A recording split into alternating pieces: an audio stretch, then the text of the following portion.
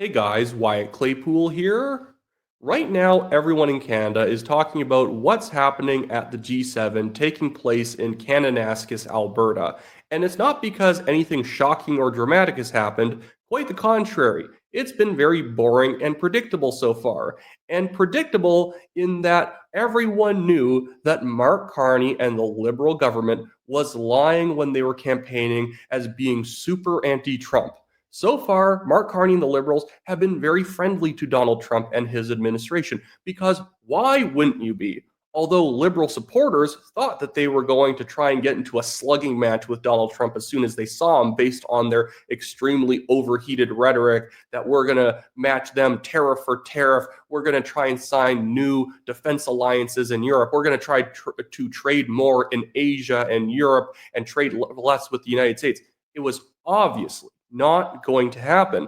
But today, I want to talk a little bit about the videos we've seen coming out of the G7 and then discussing all of the Liberal Party supporters online who are convincing themselves that this is exactly what they voted for. No, we didn't vote for Mark Carney to pick a fight with the US and tell them what for. We actually voted for him to be very friendly and strengthen Canada's alliance with the United States. Liberal Party supporters, I find more than any other party, the Conservatives, the NDP, the Bloc, the Greens, can convince themselves that whatever their party does is exactly what they wanted, actually. Every time Justin Trudeau got caught in a news scandal or had massively overspent in a year or had pursued some ridiculous new program, they said that the program is actually good and this is exactly what we all expected. Oh, you didn't expect this? Well, we 100% expected this, even if it was something that Trudeau just sprung on them. And now with Mark Carney, they're doing the same thing. Now, before we get into the meat of this video, I just want to remind you guys, if you like these videos, make sure to drop a like on this video, subscribe to the channel, scroll down and hit that subscribe button if you are not yet a subscriber of TNT, and make sure to leave a comment on the topic of the day, what you think about what's going on at the G7 and whatnot. But now, let's get into it. So this is one of the G7 meetings with all the world leaders here, including, I believe, the head of the EU. And Mark Carney is giving the intro to the meeting and giving much praise to President Donald Trump. Nostalgia isn't a strategy. We have to change with the times and to build a better world. And some of you, such as you, Mr. President, have anticipated these massive changes and are taking bold measures to address them. All of us around this table are reinforcing our militaries and security services for the new world. But we all know that there can be no security without economic prosperity and no prosperity without resilience.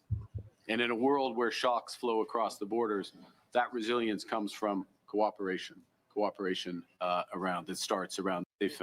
And so even though he's talking to an entire, boardroom table full of world leaders and important people, he specifically has to give a shout out to President Donald Trump. And by the way, is Mark Carney doing anything wrong here? No, it's actually what you'd expect from the Prime Minister of Canada. And it's not because he's just particularly good at his job and so he's giving to us what we expect. It's because it's very obvious what he should be doing here. But again, if you watch the Liberal Party's federal election campaign and you watch them now, these are two totally different parties, you would assume, if you didn't know what Mark Carney looked like and you didn't know what his voice sounded like when he was talking during the campaign and he's talking now. It sounds like the Conservatives won.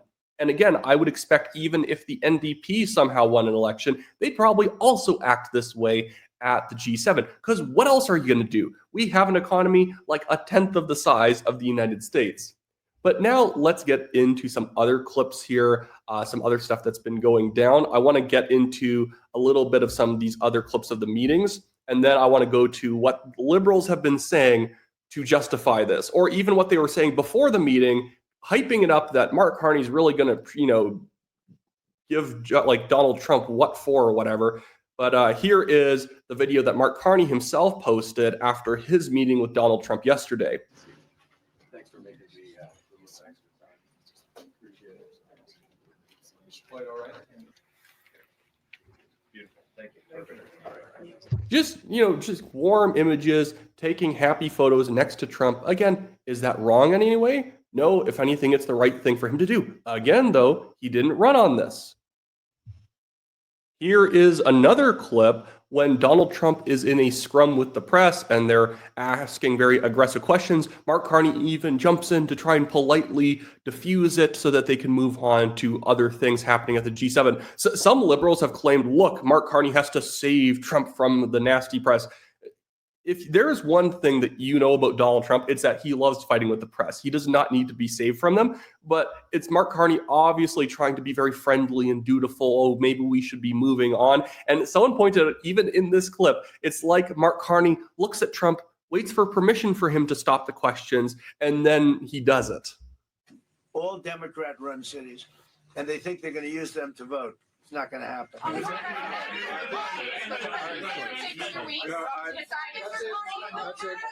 you. If you don't mind, I'm going to exercise my role, if you will, as a G7 chair, since we have a few more minutes with the president and his team, and then we actually have to start the meeting to address some of these big issues. So Thank you. Thank you, media. Let's go. I would even say probably good job on Carney for doing that. You know, get it moving. Let's move towards real business. Donald Trump even had to leave early yesterday, not because, you know, he was sick of Mark Carney or like this one cartoonist I'm about to show because he just hates Mark Carney and wants to go hang out with Vladimir Putin. If I was able to save that one.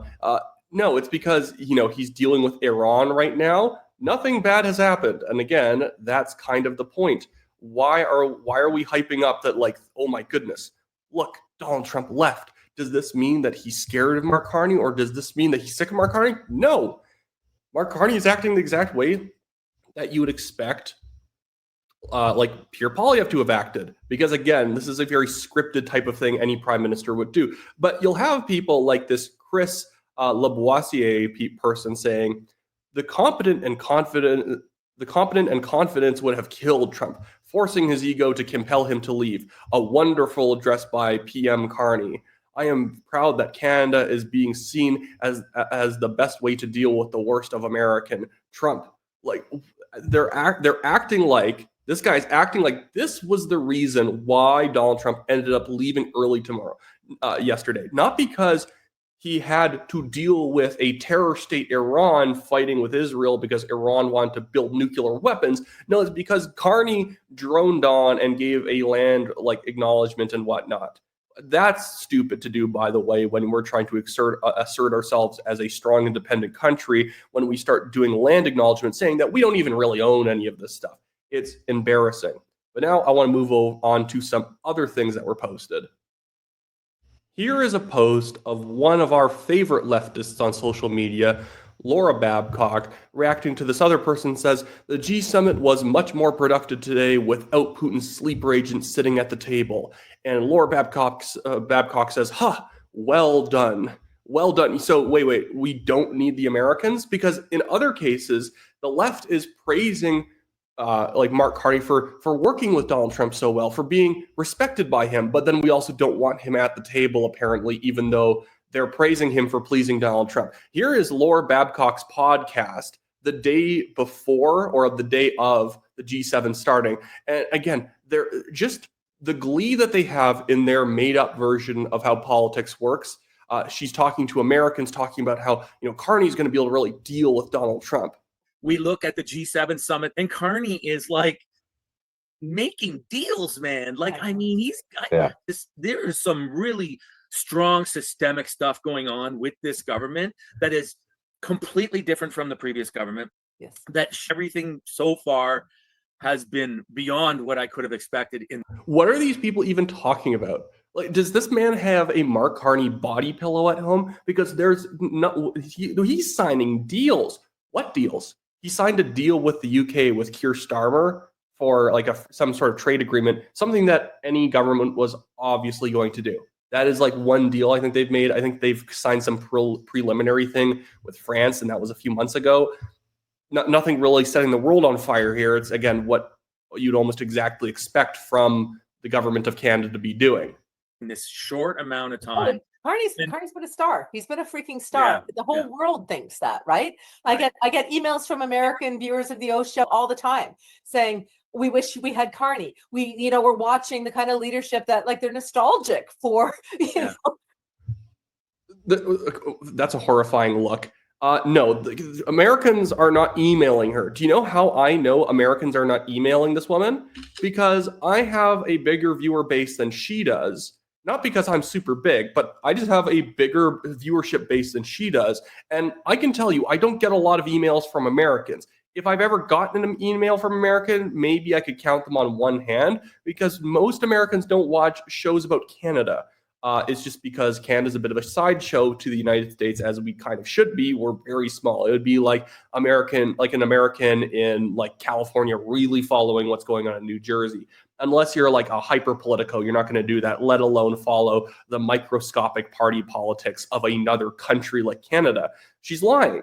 She's just lying. And these people, again, think, oh my goodness, they're signing deals. I thought you didn't want them to be signing deals. I thought you didn't want them to be working with Donald Trump. I know they're celebrating some of the deals with Europe that they're getting into. But again, these same people will be talking about, and you go through their timelines, celebrating that Carney worked so well with Trump. See, he has Trump's respect, unlike Pierre Poilievre would have had. It's like, weren't you guys running on the idea that Poilievre is the man of Donald Trump? He's Donald Trump's man in Canada, and we don't want the respect of Donald Trump. We want him to fear us, or whatever delusional things they were thinking. It was obviously never going to happen, and now these people, having not been given the thing they were promised by the Liberals in the last campaign, are now celebrating them doing exactly what the Conservatives would have been doing. Trying to gain the respect of Trump, working well together, giving him praise for things that he deserves praise for around the military and the economy and whatnot, and that's fine. That's good. But again, these people have the innate ability to pretend that they are getting exactly what they wanted while having not gotten it at all.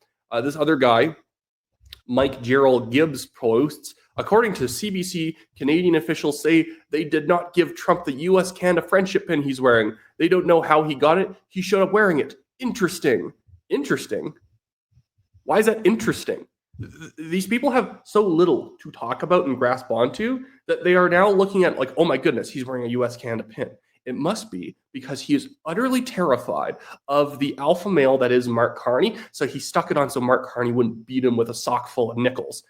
No, it's very standard when you're meeting another country, and it's the G7, many countries are there, but it's being hosted in Canada, that the officials from that country may wear a pin that reflects pride in their own country and a friendship with the country that they're visiting. It happens all of the time. I own pins for other countries, and it's not because I'm scared of them. Usually it's because I like them. Oh, and so they're like, see, well, Donald Trump likes Canada with Mark Carney at the helm. Isn't that something you guys wouldn't have wanted? Like, I literally right here have a pin for Northern Ireland, the pin of Ulster right here. This is not because I'm scared of Northern Ireland. I tend to like Northern Ireland quite a bit. So if I ever show up with a pin like that, it's not going to, and I go somewhere there, you're not going to get hear a report coming out saying Wyatt wasn't given that pin by a Belfast official. What's going on here? Nothing. I put it on a pin because I like the place. That's literally all that's going on here. I don't even think we have much else to talk about on this front. And I think that one more thing we could maybe talk about that's not related to this specific issue is what has gone on in the House of Commons yesterday. And that was one of the Liberal MPs, MP Nate Erskine-Smith, actually going after his own party. He was one of the people who was actually originally put into Mark Carney's mini cabinet as the housing minister. So he was the housing minister for about 5 seconds, like less than a month.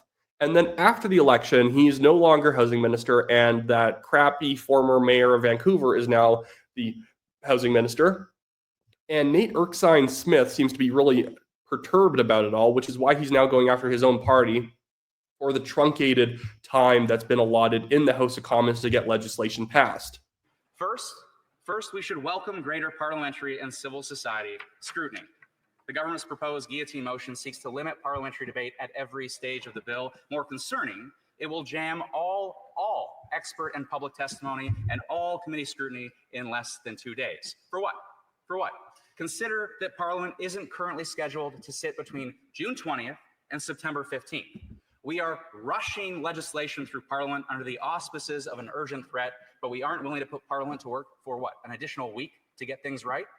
The debate on amendments does not need to be rushed. We could easily extend committee hearings by an additional week, provide resources for the committee to sit every day, and engage in a more thoughtful process to hear from experts, improve the bill, and pass it through the House by Canada Day. And that was Erskine Smith there getting applause from the Conservatives, from not his own party, definitely not. They are pushing through legislation as fast as they can. At the same time, we're in, as he's pointing out, and so when I am saying that the Liberals said this during the campaign, it's not just me, it's their own people confirming that this is what they ran on, because he's saying that we said that we're in a crisis, so why are we rushing through legislation without ever actually even looking into it to make sure we do it right? But they could say, well, we have to do it fast because we're in a crisis, but then they're going on vacation.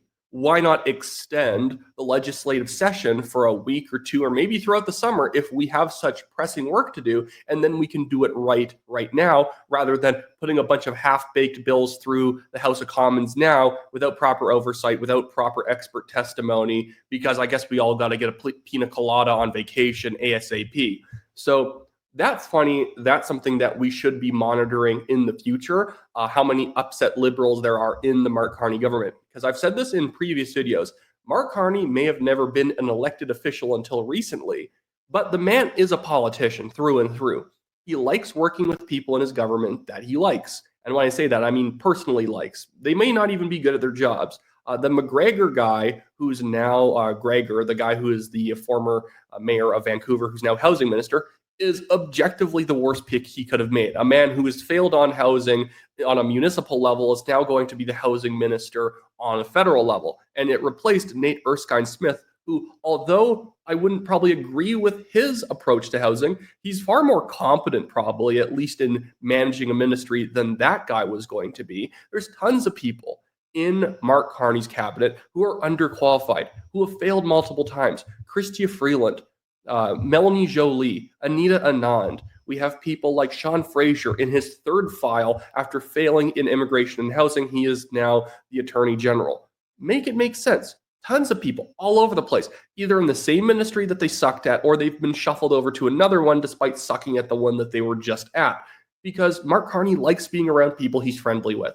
And it doesn't get much deeper than that. As a man who supposedly has private sector experience, it demonstrates he doesn't really have a private sector mindset. He's somebody who had a lot of connections, so he was a good person to slot onto a board because he could bring a lot of money and investment, but he's not the type of man who could build a small business up from the ground. He's the type of guy who, if he already has a lot of gravitas and name recognition from having worked in, mid-level or executive levels of banks, or in the Bank of Canada, the Bank of England, then he can do things in the private sector and have a lot of impact. But he's not actually good at the actual nitty-gritty management. He's good at macro direction stuff, but he's going to, right now in Canada, I would say that he's going in generally the wrong macro direction, and he's going to make so many tactical errors on the way in going the wrong direction because he's put all the wrong people in places of power. But anyways, that should be it for this video, guys. I'm going to be back probably later, either today or tomorrow, to talk about Pierre Poilievre's leadership review that's going to be coming up in January of 2026. I want to talk about the kind of different factions within the party who are going to be yes Pierre or no Pierre. Explain the thinking in each group. There are going to be groups who, even if I don't agree with the way they would vote in the leadership review, I don't want to explain why, because some of it's logical, some of it's not logical. Even from the yes Pierre side, you're going to get people who are simply saying yes because they're fans of Pierre, but they don't really think about it very much deeper than that. And then you're going to have no Pierre people who are going to be like the Doug Ford types who want a hyper pragmatic leader who's not actually conservative, but he can win elections or whatever.